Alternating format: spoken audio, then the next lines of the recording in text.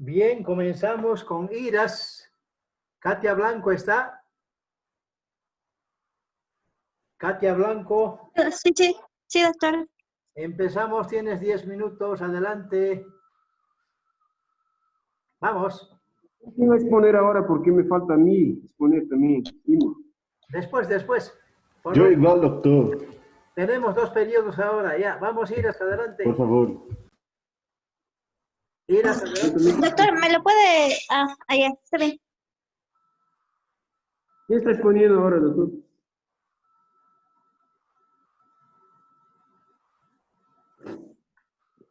Katia, adelante.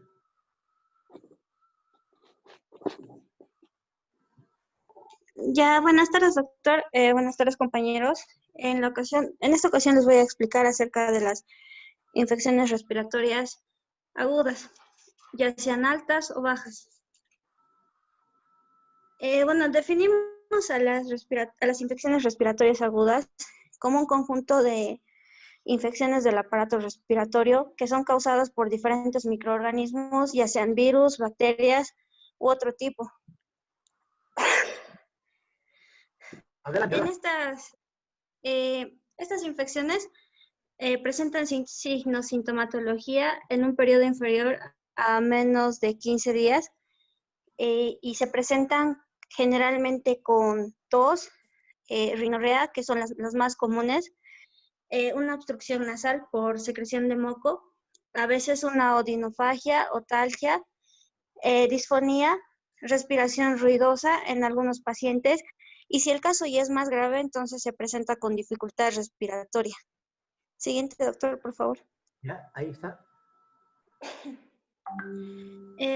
Las infecciones respiratorias agudas tienen diferentes microorganismos etiológicos, dentro de los cuales tenemos los más comunes, que son los virus y las bacterias, que provocan diferentes cuadros clínicos, como por ejemplo, la rinofaringitis y la faringoamigdalitis congestiva son provocadas generalmente por virus, como el rinovirus, el virus de la influenza, la parainfluencia y el adenovirus. Generalmente las bacterias no causan este tipo de afecciones. La faringoamigdalitis purulenta es causada generalmente por el adenovirus, y dentro de las bacterias tenemos al Streptococcus pyogenes, conocido como Streptococcus beta hemolítico del grupo A. También tenemos otitis media dentro de los cuadros clínicos causados por la influenza, la parainfluenza, y dentro de las bacterias el Streptococcus pneumoniae, el Haemophilus influenzae y la Moraxella catarrhalis. La neumonía es causada generalmente por influenza, por el virus de la influenza, el virus de la parainfluenza y el adenovirus, por Streptococcus pneumoniae, el Haemophilus influenzae, Streptococcus aureus y Klebsiella pneumoniae. Siguiente. Hablando de las infecciones respiratorias agudas, tenemos una clasificación entre altas y bajas. Se dice que son altas porque se encuentra la infección por encima de la laringe, o cuando un microorganismo, ya sea virus o bacteria, se asienta, coloniza y se reproduce en alguno de los sitios, como son las fosas nasales, la faringe, la porción nasal o rinofaringe, la porción oral o también llamado orofaringe, la porción laringea o la laringofaringe. Entonces, en casos así, decimos que el paciente tiene infección respiratoria alta. Entonces, estarían como rinitis, rinofaringitis, faringoamigdalitis y epiglotitis. Las infecciones respiratorias bajas comprenden la laringe, la tráquea, y la tráquea luego se bifurca mediante la carina en dos bronquios principales, que ya sabemos cada uno para cada pulmón, dentro del cual se van a ramificar en pequeños bronquiolos que al final terminan en alveolos, y estos son los que constituyen el pulmón propiamente dicho. Entonces, infecciones respiratorias bajas van desde la laringe hasta los alveolos. Siguiente, doctor. Cuando hablamos de infecciones de vías respiratorias bajas, hablamos según el sitio de infección, podemos referirnos a una laringitis, que es inflamación crónica de las membranas mucosas, de la faringe, generalmente de etiología viral, como es el rinovirus y la influenza. Doctor, todavía no estoy en esa diapositiva, estoy explicando un poco. Sí, ahí. Luego podemos decir que el paciente tiene una bronquitis cuando hay una inflamación de la tráquea y los bronquios, una bronquiolitis, alveolitis, y también podemos hablar de unas combinaciones de esas enfermedades como son la laringotraqueobronquitis o una bronquioneumonía. Entonces, y la más común es la neumonía y también es la más grave, que sería una infección aguda producida por agentes predominantemente bacterianos que se localiza en los pulmones y las vías aéreas bajas. La neumonía es causada generalmente por un estreptococo neumoniae conocido como neumococo. Bueno, hablando de los signos y síntomas de alarma o que a los médicos nos deberían alertar, principalmente tenemos a la disnea, que es una sensación subjetiva de falta de aire, en donde el paciente va a presentar una respiración rápida, sensación de ahogo o agitación, o respiraciones que van de más de 60 respiraciones por minuto. Esto hablando de un niño menor de 2 meses. Y si el pacientito tuviera entre 2 a 11 meses, entonces presentaría una respiración de más de 50 por minuto. Y en un niño de entre 1 a 4 años estaría entre 40 respiraciones o más por minuto, y en un adulto por encima de las 20 respiraciones por minuto. El tiraje subcostal también es un signo de alarma, en el cual se observa una retracción del tórax, es decir, como un rebordaje costal inferior anterior cuando el niño está respirando. Eso también se da en casos de adultos. Otro signo de alarma es la fiebre.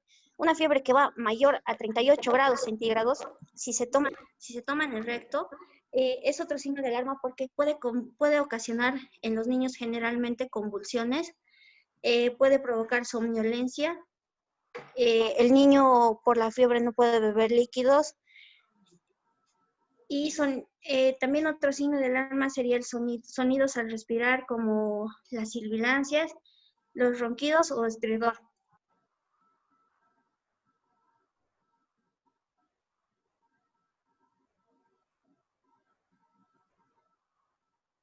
Adelante.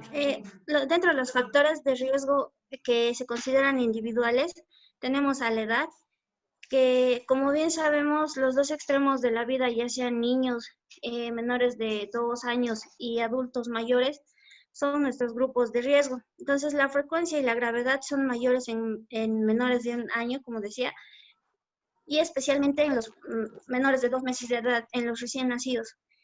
Otro factor de riesgo sería el bajo peso al nacer, una ausencia de la lactancia materna, porque sabemos que la lactancia materna es muy importante en los primeros 6 meses de vida, una desnutrición ya sea grave o moderada, infecciones previas con otro tipo de microorganismos, y también el esquema incompleto de vacunación.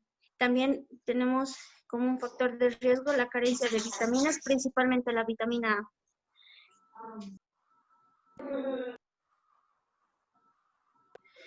A. Dentro de los factores de riesgo que consideramos ambientales tenemos principalmente la contaminación ambiental, ya sea dentro o fuera del hogar, ya sea del humo y demás, el tabaquismo pasivo en los niños y el tabaquismo activo en los adultos, deficiente ventilación de la vivienda, cambios bruscos de temperatura, asistencia a lugares de concentración como teatros, cines, estancias infantiles, donde es más probable que un paciente contraiga una infección respiratoria, y el contacto con personas enfermas con infecciones respiratorias agudas. Bueno, para el diagnóstico de una infección respiratoria aguda tenemos Debido a que la frecuencia es elevada en este tipo de enfermedades y el número de episodios mal diagnosticados y tratados, es necesario unificar los criterios que faciliten su manejo. Entonces, clasificamos a las infecciones respiratorias agudas en 3 grupos, unas IRAS sin neumonía, unas con neumonía leve y unas con neumonía grave. Dentro de los signos y síntomas tenemos una IRAS sin neumonía, en el que el paciente va a presentar tos, rinorrea, exudado purulento en la faringe, también va a presentar fiebre, otalgia, otorrea y disfonía, y también odinofagia. En las enfermedades respiratorias agudas con neumonía leve, el paciente va a presentar generalmente taquipnea menor a 2 meses, o si el paciente es menor de 2 meses, más de 60 respiraciones por minuto. Si es de 2 a 11 meses, más de 50 respiraciones por minuto, y de 1 a 4 años, si tiene el paciente, más de 40 respiraciones por minuto, y si es un paciente adulto, más de 20 respiraciones por minuto. En una infección respiratoria con neumonía grave, el principal signo va a ser el aumento de la dificultad respiratoria, el tiraje subcostal, una cianosis por falta de oxígeno en la periferia, y en los menores de 2 meses se va a evidenciar una hipotermia.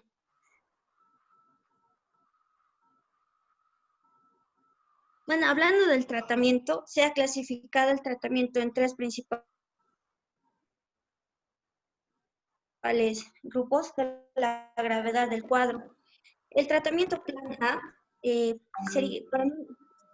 se lo daría para niños con insuficiencia respiratoria aguda sin neumonía. Entonces, lo primero que se debería hacer es incrementar la ingesta de líquidos.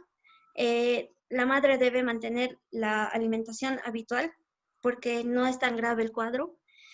No se debe suspender la lactancia al seno materno, a no ser que esta lactancia sea contraindicada.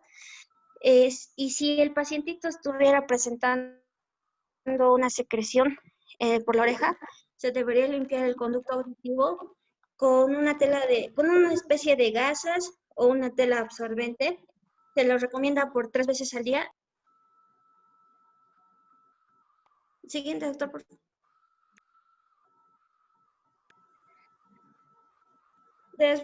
Dentro de este tratamiento del plan A también se debe hacer un control del dolor y del malestar en general del paciente con acetaminofén, o con una dosis de 60 kilogramos por día, vía oral, dividido en 4 a 6 tomas.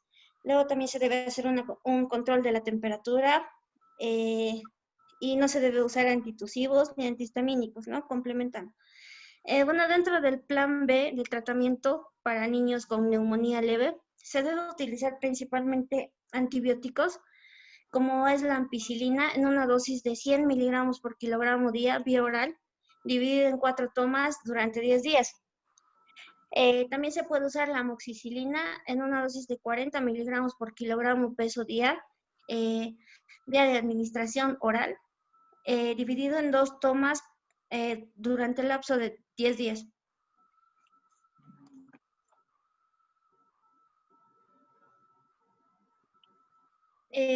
Se puede usar también el trimetoprim con sulfamethoxazol, la penicilina G procaínica, esto por vía intramuscular.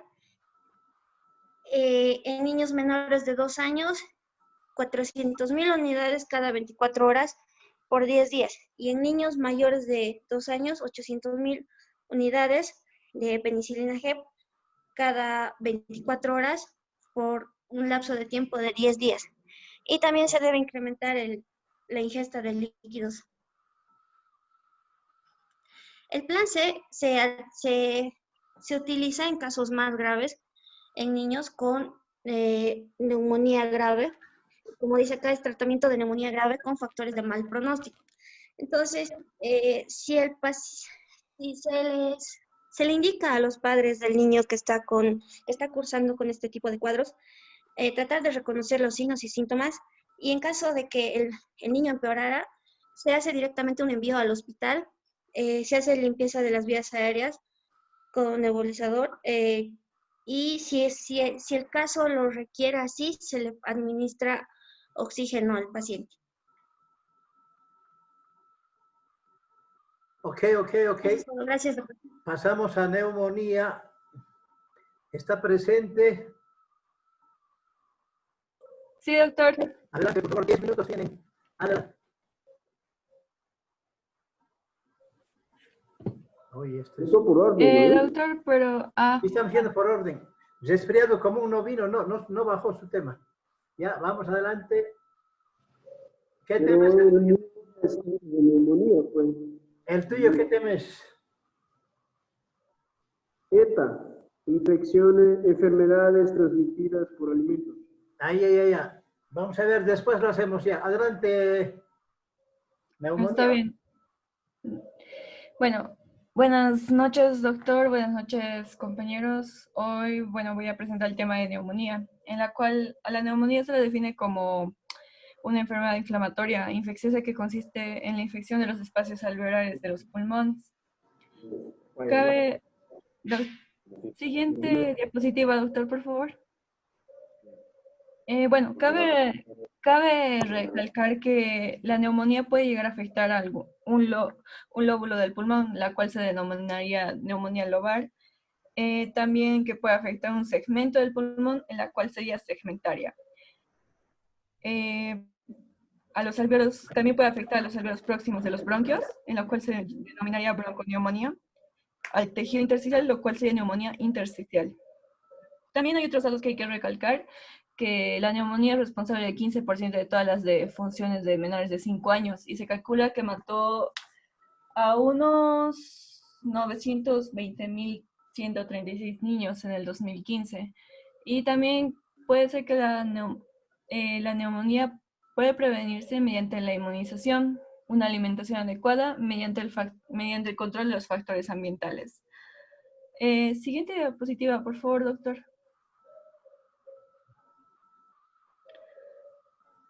En cuanto a la etiología de en sí las causas de la neumonía, tiene diferentes agentes infecciosos. Pueden ser virus, bacterias u hongos, incluso también parásitos. Siendo entre los más comunes el Streptococcus pneumoniae, que es la causa más común de neumonía bacteriana en niños. El Haemophilus influenzae de tipo B es la segunda causa más común. El virus sincitial respiratorio, que es la causa frecuente de neumonía viral, y también el Pneumocystis jirovecii, que es una de las causas más importantes de neumonía en niños menores de 6 meses con VIH-Sida. Siguiente diapositiva, por favor, doctor.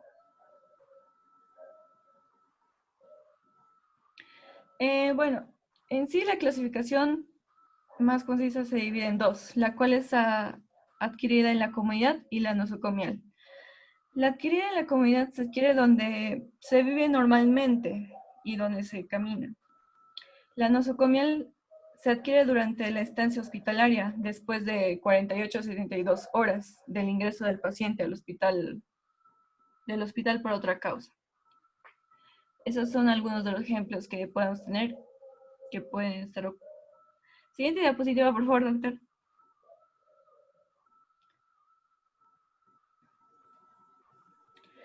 Bien. Entre los factores de riesgo tenemos las personas que pueden ser inmunodeprimidas, que en sí tienen un mayor riesgo. La presencia previa de enfermedades como el sarampión o infecciones de VIH asintomáticas.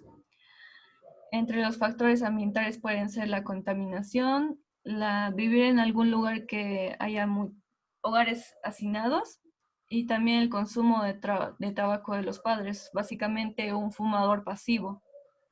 Siguiente diapositiva, por favor, doctor. Tenemos diferentes síntomas, pero entre los más comunes tenemos principalmente la tos, pero también se puede presentar como gripe, catarro, también puede ser fiebre prolongada por más de 3 días. En particular tiene que ser elevada. En los niños podemos ver aleteo nasal. Después también la tos puede estar acompañada por expectoraciones de tipo mucopurulento. También puede estar acompañada de escalofríos, el dolor torácico, hemoptisis, disnea. Bueno, al examen físico general podemos encontrar taquicardia, taquipnea, hipotensión. En el examen físico segmentario podemos encontrar el síndrome de condensación pulmonar, que es a menudo muy claro. También a la palpación podemos percibir la disminución de la expansibilidad de los pulmones y la elasticidad torácica, mejor dicho. También aumentan las vibraciones vocales. A la percusión podemos encontrar matidez y a la auscultación disminución del burbullo vesicular. Siguiente, por favor, doctor. El diagnóstico se va a basar más en la clínica, pero también para poder tener un mejor, se puede pedir una radiografía de tórax, posterior, anterior o lateral. También se puede pedir algún hemograma o cultivos para identificar cuál es el agente causal. En algunos casos incluso se llegaron a pedir algunas tomografías. Siguiente, por favor, doctor. Bueno, en sí el tratamiento va a ser principalmente atacar a el agente causal, dependiendo ya sea un virus o una bacteria, un parásito o un hongo. Dependerá si utilizaremos un antiviral, un antibiótico, antifúngico, pero también se pueden utilizar antifebriles o analgésicos. Normalmente, la neumonía puede ser tratada sin necesidad de ser hospitalizados. Sin embargo, en algunos casos graves sí se necesita de hospitalización. Eso sería todo. Gracias, doctor. Ok. ¿Dónde estamos? Bueno. Ahora yo no, doctor. A ver, vemos tuberculosis, iras. ETAs dijiste, ¿no? No hay ETAs. Creo que no he subido ETAs todavía. Enviado ahí, ETA. Creo que no lo subí. Ya. Después no lo subí todavía. Tuberculosis, el tiempo se nos va adelante. Después vamos a buscar ETAs. Sí, vi por ahí que has bajado.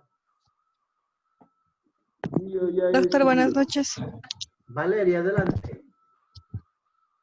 Aquí, doctor. Adelante. Ya. La tuberculosis es una infección micobacteriana crónica y progresiva. Es causada por una bacteria conocida como bacilo de Koch. Esta es curable y prevenible. Afecta principalmente la tos a los pulmones, pero puede afectar a otras partes del cuerpo si no se trata oportunamente. Este puede causar daño permanente en los pulmones. Siguiente, por favor.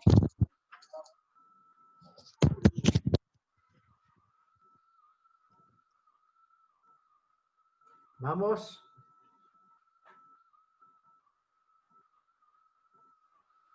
Hola, adelante.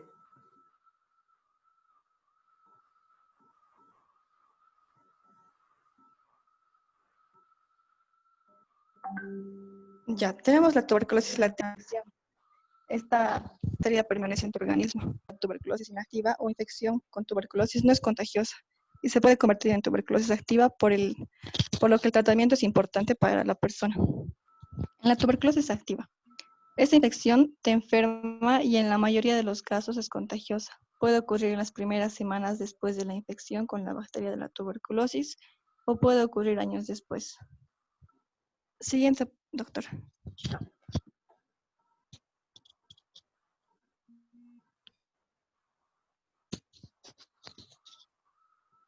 Doctor, siguiente diapositiva. Ahí está. Ya, ¿cómo se transmite la tuberculosis? Se transmite de una persona enferma sin ser tratada a otra persona por el aire. Esto se transmite con una persona tose, estornuda, habla o canta. Se dispersan las partículas.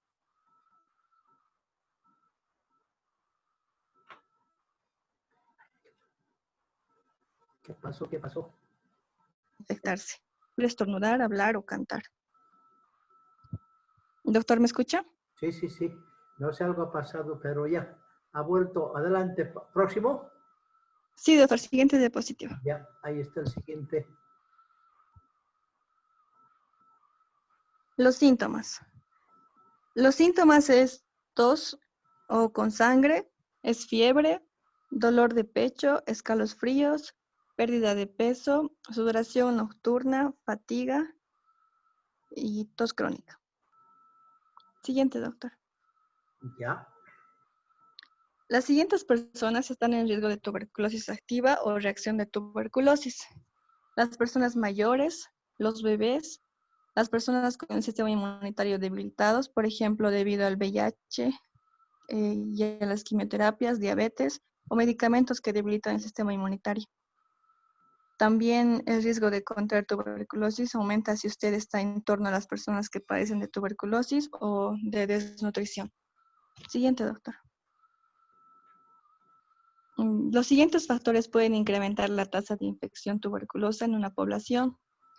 Aumento de las infecciones por VIH, aumento de números de personas sin hogar en ambientes de pobreza y desnutrición, y cepas de tuberculosis resistente a los medicamentos. Siguiente, doctor. Diagnóstico. El diagnóstico para comprobar si el paciente padece de tuberculosis, el médico usará un estetoscopio para escuchar los pulmones y comprobar la inflamación de los nódulos linfáticos. También le preguntarán sobre los síntomas y el historial clínico y evaluarán el riesgo de exposición que sufre el individuo. Siguiente, doctor.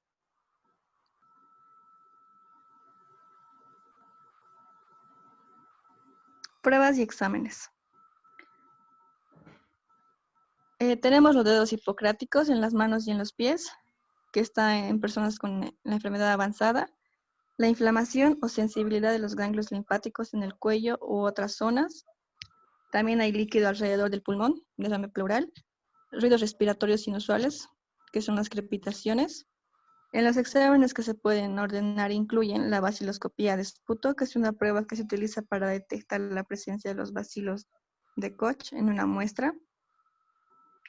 También tenemos la prueba cutánea con tuberculina. Entre otros está la broncoscopía, la tomografía computarizada de tórax, la radiografía de tórax, la toracocentesis y la biopsia. Siguiente, doctor.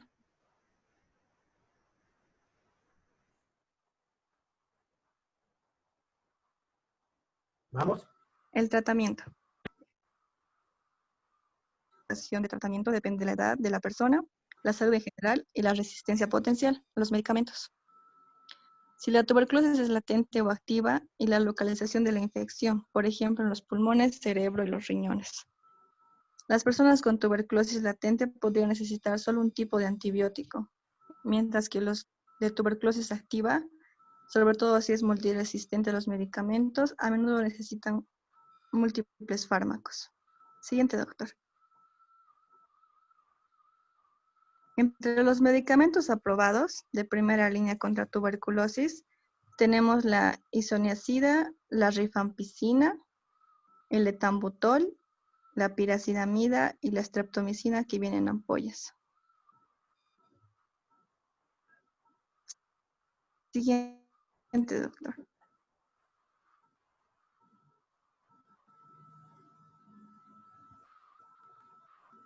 La medicación para la tuberculosis puede ser tóxica para el hígado, aunque los efectos secundarios son poco frecuentes. Y cuando aparecen pueden ser muy serios. Los posibles efectos secundarios deberán comentarse con el médico. Estos incluyen la orina oscura, fiebre, ictericia, pérdida de apetito, náuseas y vómitos. Es muy importante que se completen todos los tratamientos, incluso si los síntomas de la tuberculosis han desaparecido. Cualquier bacteria que haya sobrevivido a los fármacos podría volverse resistente a la medicación recetada y podría derivar en el desarrollo de una tuberculosis multiresistente a un futuro. Siguiente, doctor. Si el tratamiento de la tuberculosis puede expandirse a otras partes del cuerpo mediante el flujo sanguíneo. En estos son los huesos. El paciente puede experimentar dolor medular y destrucción articular. El cerebro, que puede derivar a meningitis. El hígado y los riñones pueden perjudicar la filtración de desechos y conllevar a la aparición de sangre en la orina. y el corazón, que puede perjudicar la capacidad de bombear sangre y provocar un taponamiento cardíaco. Siguiente, doctor.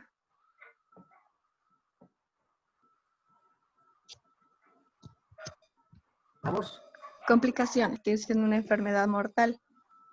Aunque suele afectar sobre todo a los pulmones, también puede expandirse por la sangre, lo que causa las complicaciones como meningitis, dolor medular, lesión articular, daño en el hígado o los riñones, trastornos cardíacos. Siguiente, doctor. Prevención. Las medidas preventivas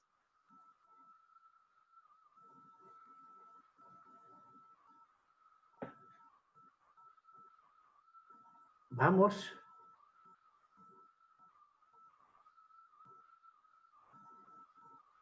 ¿Qué pasó?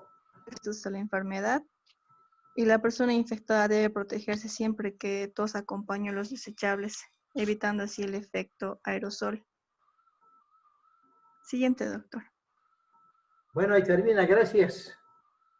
Tenemos para una exposición más 7 minutos. ¿Cuál está aquí? ¿Qué? Sarampión, doctor. No hay.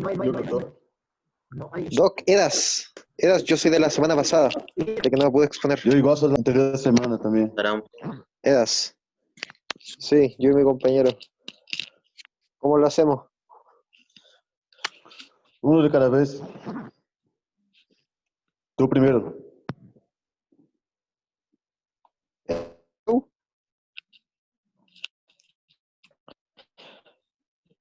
¿O el doctor decide que ahora es la diapositiva?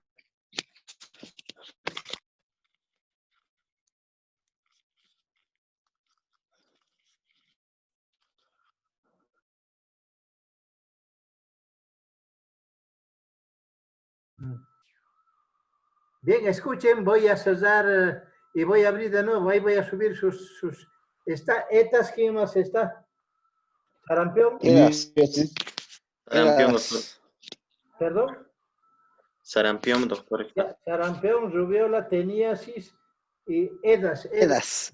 Voy a cerrar y abrimos de nuevo. ¿Listo? Un minutito. Ya, doctor. ¿Listo? Dale. Ya. No te exponendo, no. No estoy exponiendo.